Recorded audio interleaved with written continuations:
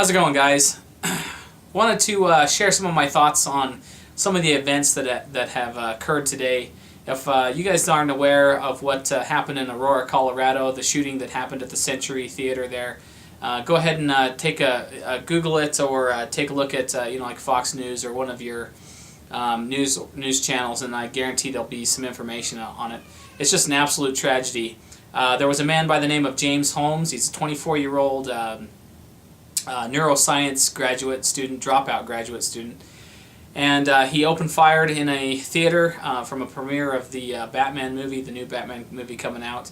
Opened fire in a crowded theater, killed 12 people, wounded 59, and some of those are in critical condition. So I'm sure there might be more added to the death toll before it's all said and done. But it's just an absolute tragedy, guys. It's just an absolute horror of events that took place today.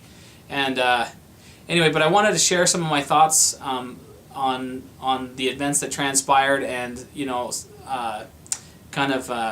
some of the things that I've heard people talk about today. I read about this before I left for my office this morning, and as patients were coming in to see me today, they kind of filled me in on some of the more current events and some of the more current information. So I was able to kind of keep up with it all day long.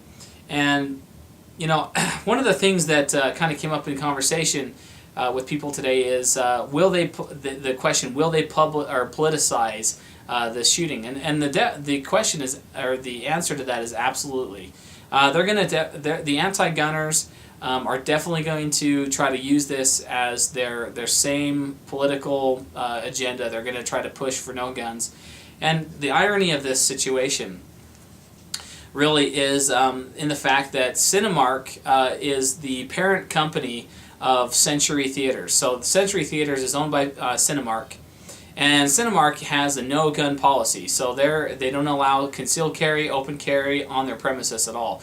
The only guns they allow on the premises is those carried by law enforcement officers, and so they will not. So there is no concealed carry allowed, and they post that. They post it on their ticket box. Their ticket office, I think, has the no-gun policy right there.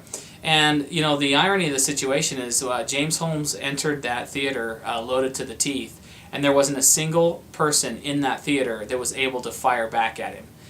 There was nobody concealed carrying, and the sad part about it is if there was somebody there that had the ability to fight back, that might the numbers that we're hearing might not have been as bad. I wanted to do a little reading before I made this video. James Holmes, he had gloves on, tactical gloves, a tactical ballistics vest, tactical ballistics leggings. He had a ballistics helmet, and he had a gas mask on. So the guy was armored. He had ballistics, I think a bulletproof vest. I'm not exactly sure. I've heard flak jacket, and I've also heard ballistics vest.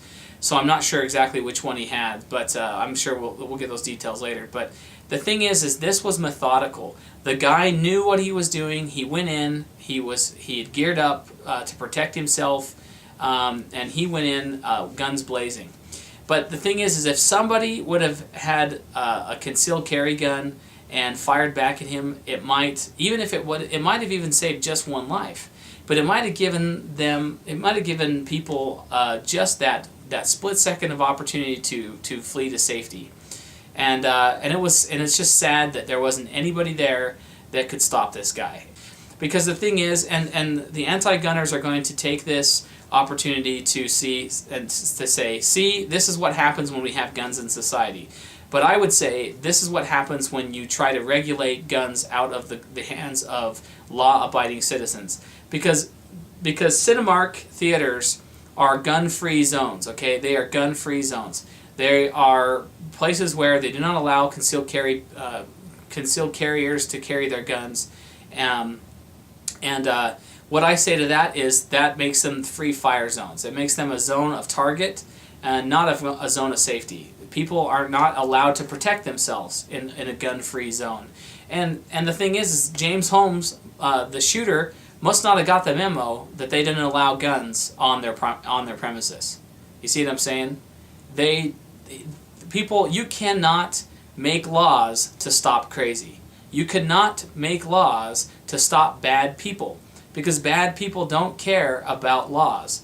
Only law-abiding, good people, good conscious people, are the ones that will care if a law is passed. And see, that is the issue in its entirety, is the fact that people don't have that laws take away people's ability to protect themselves. And that's what the Second Amendment was originally designed for. That's what the Second Amendment should stand for now, is the ability for people to protect themselves. And they're going to ask, they're going to ask the question, well, what can we do different now? What can we do different to protect ourselves from these situations? And there's just no way. There's no way to protect ourselves. Airport security is a facade. It's a warm, fuzzy feeling. There is no such thing as safety and security. It's an illusion. It's an illusion. These people the lawmakers, the do-gooders, the protectionists are going to get together, and they're going to try to make a law, or they're going to try to do something to increase the security, make society safe.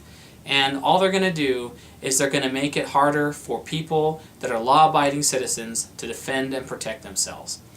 There's 12 people that are dead because of this situation, and it is an absolute, utter horror that this actually happened. I can't even tell you how much I've really just felt sick to my stomach today, hearing the details of this shooting. It's just horrible. It's absolutely horrible, and what's made it kind of a little bit more poignant for me is that 2 nights ago, not last night but the night before, we had somebody pound on our door at midnight. It was just before midnight. I think it was 11:50 at night. And it wasn't just a knock, knock, knock. It was a boom, boom, boom, boom, boom, boom, boom. And anyway, my first instinct was I reached for my gun. I stood up, got my gun and my flashlight in my hand. And they were probably in my hand before a second was out. And I had my gun in my hand, and I was heading towards my front door. What had happened was somebody doorbell ditched us and just pounded on our door, jumped in their car. I watched them drive up the street, turn around, drive back down. I took note of what their vehicle looked like, and I checked my porch before I walked out. Everything was clear. I walked out on my porch, and I watched them drive around the neighborhood and do this to other houses. And the minute I saw them pulling into somebody else's driveway, I had my wife get on the phone for 911, and we called them. And now, when we called 911, literally 4 minutes, almost to the second, the cops pulled into our subdivision. Now, we live up on a hill, and we can actually see almost the entire valley. And when we called the police, I saw the headlights from the cops coming up the valley on the highway, and they were booking. They were flat out moving, and they got to our subdivision in about 4 minutes from the time we've placed the call, and that's pretty dang fast. But I will say that if the person that banged on our door that night, and it ended up just being punk kids, just goofing off, it wasn't very funny in my opinion, but that's what it ended up being. And but the thing is if it wasn't just punk kids playing jokes or pranks, and it was somebody trying to kick down my door, 4 minutes would have been an eternity.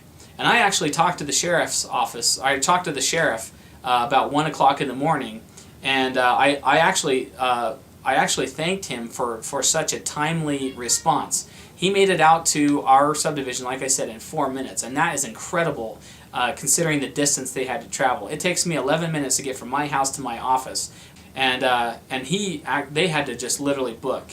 And I actually thanked him for being so timely and responding so quickly. But when it came right down to it, if someone was trying to harm my family and trying to come into my house, 4 minutes without the ability to protect myself would have been an eternity. It might as well have been an hour, because the damage would have already been done. And I was keyed up that night. I was ramped up, and I didn't get a lot of sleep afterwards. And then to hear about this shooting today, it just really kind of just hit home for me, and I wanted to make a video about it, because I think that's It's just vastly important, guys. If you don't feel that society is making a shift or a change now, I don't know what else would make you feel that way. You know, the ability to protect your family and to protect yourself is vitally important. And if you do not have a firearm, if you're watching this video and you've just found this video by chance and you don't have the ability to protect yourself or the knowledge or the know-how to do it, now is the time to do it. When it comes right down to it, I'm a very optimistic person. I don't think that I'm not a doomsdayer. I'm not a doomsayer, I should say. I don't think the sky is falling, but I think that society, as poverty increases, as people get more and more stressed out in today's society with the economy as bad as it is, people losing their jobs, some people's situations are becoming very desperate. These people are they might do things that otherwise normal people wouldn't do. And I think when it comes right down to it, we're not going to have the ability to stop these things from happening. We can't, like I said, we can't legislate out crazy. We can't legislate out bad people. They are going to do what they're going to do regardless of the law. And the only thing that we have is our ability to protect ourselves. And sometimes that means within seconds of something occurring to us. And if you don't have the ability to do that, now's the time to get the training. Now's the time to get your firearm. Now's the time to get your mind straight about protection. The dredges of society are always going to be a fact of reality. And the only way we can combat them is with morality, ethics, and the ability to protect ourselves. My prayers go out to those that have been affected by this tragedy in Aurora, and I hope and pray that they can get through this with the minimal amount of trauma possible.